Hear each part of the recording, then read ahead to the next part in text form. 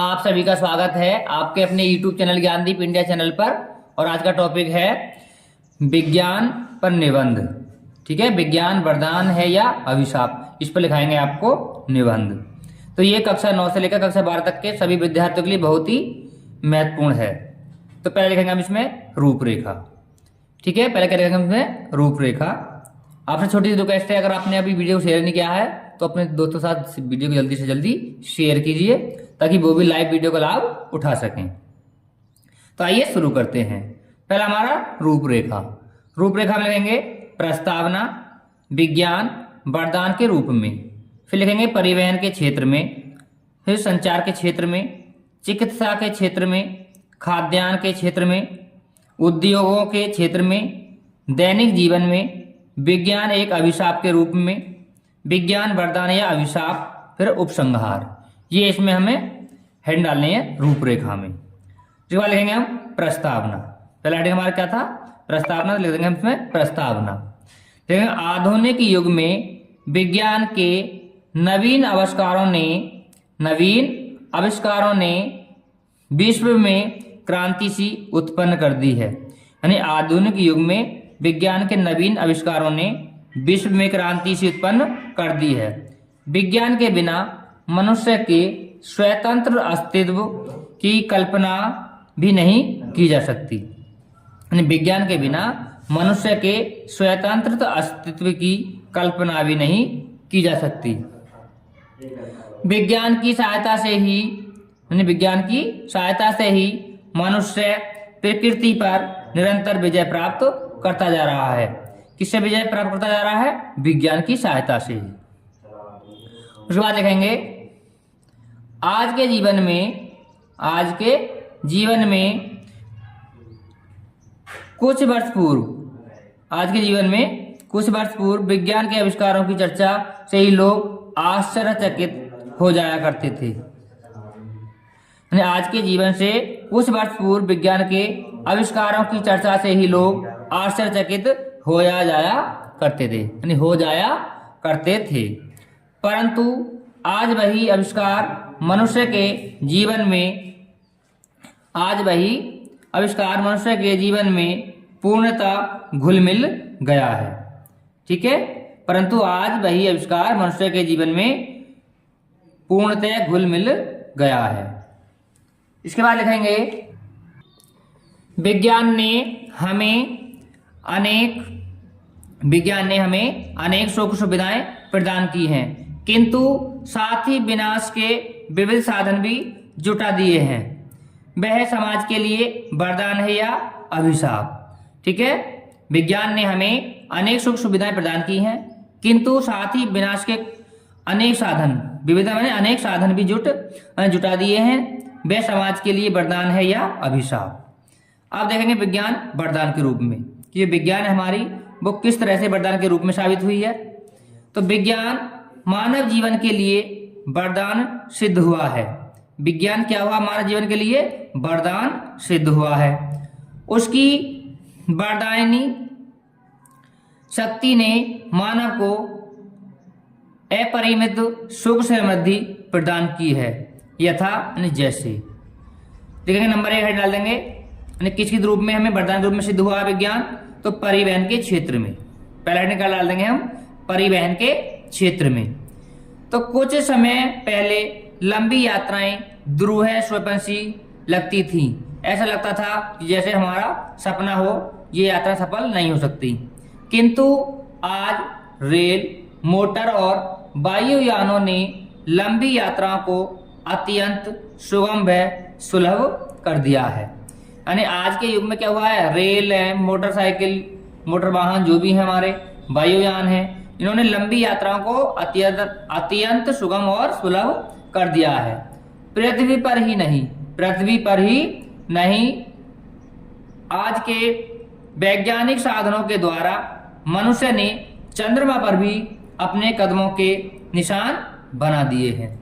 देखो पृथ्वी पर तो उसने काबू पा ही लिया है विज्ञान ने, लेकिन आज के वैज्ञानिकों ने, ठीक है, चंद्रमा पर भी अपने कदमों के जो निशान है उनको बना दिए हैं। किसके द्वारा? विज्ञान के द्वारा ही। इसके बाद अगर डालेंगे संचार के क्षेत्र में, क्या डालेंगे? संचार के क्षेत्र में। फिर लिखेंगे आप संचार के क्षेत्र में है डाल देंगे। इसके बाद लिखेंगे telephone, Telegram, teleprinter, telex, fax, email आदि के द्वारा क्षण भर में एक स्थान से दूसरे स्थान को संदेश पहुंचाए जा सकते हैं। ठीक है, संदेश एक स्थान से दूसरे स्थान को कितने देर में पहुंचाते हैं? हम क्षण भर में पहुंचा सकते हैं। रेडियो और टेलीविजन द्वारा कुछ ही क्षणों में किसी समाचार को विश्व भर में प्रसारित किया जा सकता है। ठीक है, दोबारा देख लेंगे हेडिंग को। संचार के क्षेत्र में कितनी इसमें क्रांति लाई है? टेलीफोन है, टेलीग्राम है, टेलीप्रिंटर है, टेलेक्स, फैक्स है, ईमेल आदि के द्वारा क्षण भर में एक स्थान से दूसरे स्थान को संदेश पहुंचाया जा सकते हैं। रेडियो और टेलीविजन द्वारा कुछ ही क्षणों में किसी समाचार को विश्व भर में प्रसारित किया जा सकता है। इसके बाद अगला डालेंगे हम चिकित्सा के क्षेत्र में। क्या डालेंगे हम? चिकित्सा के क्षेत्र में। फिर लिखेंगे चिकित्सा के क्षेत्र में तो विज्ञान वास्तव में वरदान सिद्ध हुआ है। चिकित्सा के क्षेत्र में तो विज्ञान वास्तव में वरदान सिद्ध हुआ है। आधुनिक चिकित्सा पद्धति इतनी विकसित हो गई है कि अंधे को आंखें और विकलांगों को अंग मिलना अब असंभव नहीं है। ठीक है, अंधे को आंखें मिलना और विकलांगों को अंग मिलना अब असंभव नहीं है, यानी संभव हो गया है। कैंसर, टीबी, हृदय रोग जैसे भयंकर और प्राणघातक रोगों पर विजय पाना विज्ञान के माध्यम से ही संभव हो सकता है। जो हमारे घातक रोग होते हैं जैसे कैंसर है, टीबी है, हृदय रोग है, ऐसे जो प्राणघातक रोग होते हैं इस पर विजय पाना विज्ञान के माध्यम से ही संभव है। बिना विज्ञान के हम ऐसा नहीं कर सकते थे। अब आगे डालेंगे खाद्यान्न के क्षेत्र में। ठीक है, खाद्यान्न के क्षेत्र में आज हम अन्न उत्पादन एवं उसके संरक्षण के मामले में आत्मनिर्भर होते जा रहे हैं। आज हम अन्न उत्पादन एवं अनेक संरक्षण के मामले में आत्मनिर्भर होते जा रहे हैं। इसका श्रेय है आधुनिक विज्ञान को ही है कि अंधे विभिन्न प्रकार के उर्वरकों, कीटनाशक दवाओं, खेती के आधुनिक साधनों तथा सिंचाई संबंधी कृत्रिम व्यवस्था ने खेती को अत्यंत सरल व लाभदायक बना दिया है।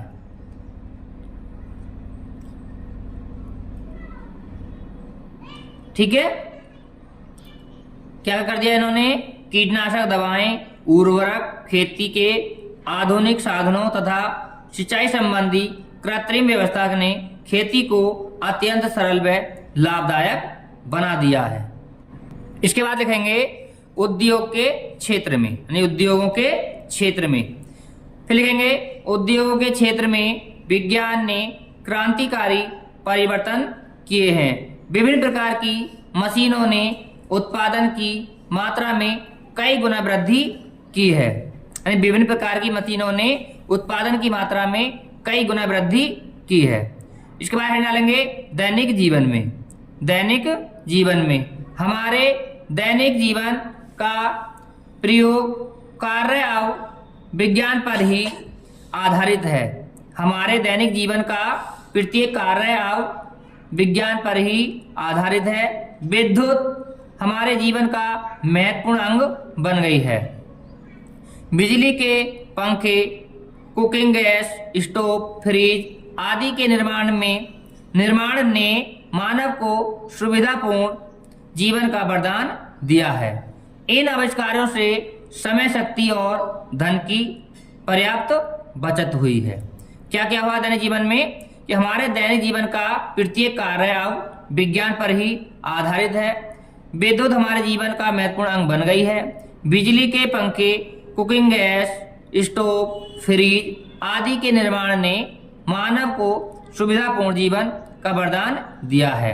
इन आविष्कारों से समय, शक्ति और धन की पर्याप्त बचत हुई है। विज्ञान एक अभिशाप के रूप में, अब करेंगे हम विज्ञान को एक अभिशाप के रूप में।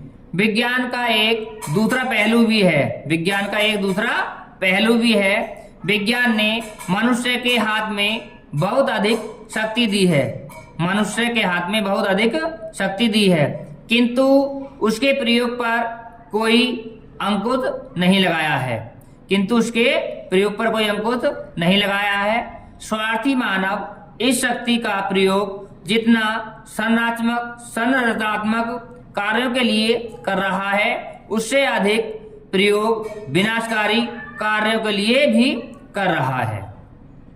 अब देखेंगे विज्ञान वरदान या अभिशाप। ये देखते हैं हम, विज्ञान अभिशाप है या फिर वरदान है। तो इसमें लिखेंगे विज्ञान के विषय में उक्त दोनों दृष्टियों से विचार करने के बाद यह बात पूरी तरह स्पष्ट हो जाती है।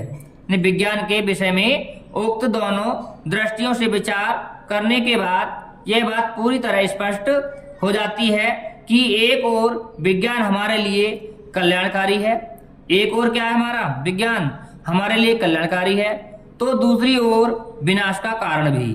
किंतु विनाश के लिए विज्ञान को ही उत्तरदायी नहीं ठहराया जा सकता।